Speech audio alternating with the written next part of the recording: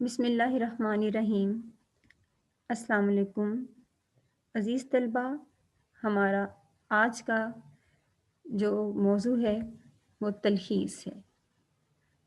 تو تلخیص 10 نمبر کا سوال آتا ہے، جس میں 8 نمبر کسی اقتباس کی تلخیص کے اور 2 نمبر اس کے عنوان کے ہوتے ہیں۔ تلخیص کی طرف بڑھنے سے پہلے ضروری ہے کہ ہم تلخیص کی تعریف اور اس کے مفہوم کو سمجھ لیں۔ تلخیص عربی زبان کا لفظ ہے جس کے معنی ہیں خلاصہ کرنا، مختصر کرنا، کسی طویل بیان کو مختصر کرنا، اور یہی اس کا مفہوم ہے عموماً عبارت کا 1/3 حصہ کرنا، دیے گئے اقتباس کا 1/3 حصہ کرنا تلخیص کہلاتا ہے۔ تو دیکھتے ہیں تلخیص کے لیے اہم ہدایات۔ سب سے پہلے دیے گئے اقتباس کو غور سے پڑھیں، اس کے بعد اس میں سے بنیادی نکات علیحدہ کر لیں اور کوشش کریں کہ مرکزی نکات بھی علیحدہ کر لیں۔ بنیادی نکات ہمیں اس اقتباس کو مختصر کرنے میں مدد دیں گے، جبکہ مرکزی نکات ہمیں اس کا عنوان چننے میں، اس کے عنوان کا انتخاب کرنے میں مدد دے گا۔ کوشش کریں کہ تلخیص کسی رفع عمل پر بھی کر لیں۔ تلخیص میں ترتیب کا خیال رکھیں۔ ندائیہ وہ جملے جسے کس میں ہم مخاطب کرتے ہیں، جس میں یا سوالیہ جملوں کو سادہ فقرات میں تبدیل کر دیں۔ اشعار اگر تلخیص کے اقتباس میں دیے گئے ہوں تو ان کا مفہوم نثری انداز میں لکھیں۔ مکالماتی جملوں کو بیانیہ انداز میں بدل دیں۔ عبارت میں محاورات، ضرب الامثال، اقوال، انہیں حذف کر دیں، ختم کر دیں۔ حروف عطف، مرکب اضافی حروف عطف جیسے دن اور رات، وہ لفظ جو 2 الفاظ مل کے بنتے ہیں انہیں ایک گن لیں۔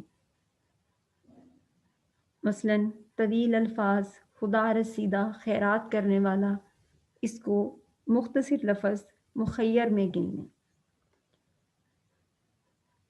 اس کے علاوہ خیالات کی ترتیب برقرار رہے، اپنی طرف سے تنقید اور تبصرہ نہ کریں، تلخیص کے الفاظ کی ترتیب کو نہ بدلیں۔ ہم معنی جملوں، مترادف جملوں، ایک ہی چیز جو بار بار دہرائی جا رہی ہو اس کی تکرار سے گریز کریں۔ کوشش کریں کہ تلخیص کی لائنیں اگر گن لی جائیں تو زیادہ آسانی ہو، اور ان لائنوں کو 3 پہ تقسیم کر دیں۔ یہ سب سے آسان طریقہ ہے کہ اگر اقتباس 12 لائنوں کا ہے تو کوشش کی جائے کہ 3 لائنوں پہ مشتمل تلخیص ہو، لیکن تلخیص اتنی بھی مختصر نہ ہو کہ اس میں بنیادی نکات رہ جائیں۔ آئیے اس کی مختصر مثالیں دیکھتے ہیں۔ ایک جملہ ہے، وہ عیش و عشرت کا عادی ہے، رقص و سرود کا رسیہ ہے، اور عیش کی محفلوں کو پسند کرتا ہے۔ اگر اس جملے کو مختصر کر کے لکھا جائے تو یہ جملہ کچھ ایسے بنے گا کہ وہ عیاش ہے۔ اگلا جملہ، یعنی ہم نے مترادف الفاظ کو ایک ہی لفظ میں تصور کرنا ہے۔ شراب، چرس، افیون، سگریٹ صحت کے لیے نقصان دہ ہیں۔ اگر ہم ان تمام چیزوں کو اکٹھا کر کے بولیں تو یہی بولا جائے گا کہ منشیات صحت کے لیے مضر ہیں۔ پھر ایک جملہ کہ وہ مشکلات، حادثات میں گھبراتا نہیں بلکہ ان کا مقابلہ کرتا ہے، تندہی سے اپنے کام میں ثابت قدمی سے اس پہ مصروف رہتا ہے۔ اگر آسان زبان میں بولا جائے تو وہ محنتی اور مستقل مزاج ہے۔ اس کے بعد اگر ہم یہ بولیں کہ وہ شخص نہایت خدا ترس، سخاوت کرنے والا، لوگوں کی مدد کرنے والا اور خدا کے بندوں کے لیے ایک سہارا ہے، تو اسے تمام الفاظ چونکہ ملتے جلتے بولے گئے ہیں، ہم یہ کہہ سکتے ہیں کہ وہ نہایت سخی ہے۔ تو مقصد یہ ہے کہ ان طلبہ کو اپنی ایک جیسے الفاظ کو مختصر کر کے ایک ہی لفظ کو چننے میں آسانی ہو۔ دیکھیں، اقبال مسلمانوں کو خودی کی تعلیم دیتے ہیں، خودی ان کے کلام کا ایک اہم حصہ ہے، خودی انسان کی ذات اور شخصیت کو کہتے ہیں۔ اگر اسے مختصر کیا جائے تو اقبال کی تعلیم کا اہم حصہ خودی ہے۔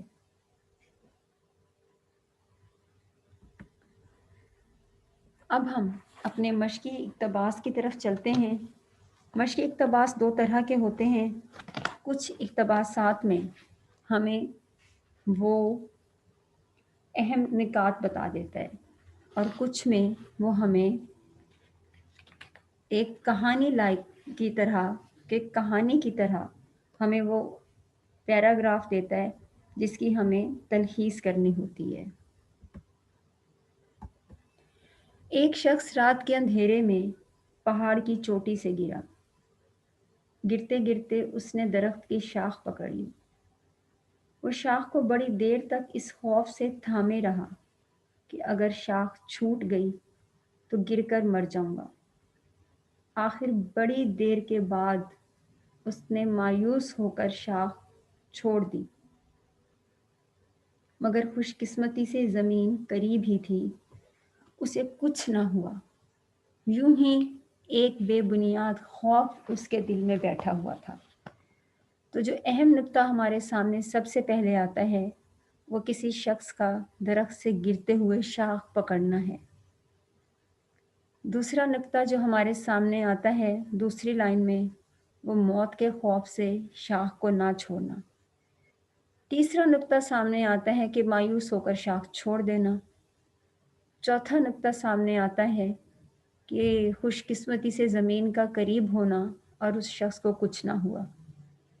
اب اگر ہم ان اہم نکات جو ہم نے رفع عمل میں علیحدہ کی ہیں، یاد رکھیے عزیز طلبہ، ہم اپنے پیپر میں رفع عمل لکھ کر ایک طرف تو اس کو لکھ سکتے ہیں، اپنے سوال کے اندر مت لکھیں۔ اب ہم انہی اہم نکات کو ترتیب دیتے ہیں کہ ایک شخص نے پہاڑ سے گرتے ہوئے درخت کی شاخ پکڑ لی، موت کے خوف سے نہ چھوڑی، مایوس ہو کر چھوڑ دی، خوش قسمتی سے زمین قریب تھی، اسے کچھ نہ ہوا۔ اب اس کے عنوان کی طرف چلتے ہیں۔ عنوان وہ ہوتا ہے جو کہ یا تو ایک بات بار بار دہرائی جا رہی ہو یا پھر وہ بات اس اقتباس کے اختتام کے جملے میں ہوتی ہے۔ تلخیص کرتے وقت اس کا مناسب عنوان اور متبادل عنوان ضرور لکھیں۔ کم از کم 2 عنوان ضرور لکھیں۔ ہو سکتا ہے ایک عنوان ہمارے لیے صحیح ہو لیکن وہ بورڈ کے نقطہ نظر سے مناسب نہ ہو۔ 3 عنوانات لکھنے پر بھی پابندی نہیں ہے۔ عزیز طلبہ، الفاظ لکھنا، کل الفاظ اور تلخیص کے حل شدہ الفاظ لکھنا ضروری نہیں۔ اگر وقت کافی ہو تب یہ لکھا جائے۔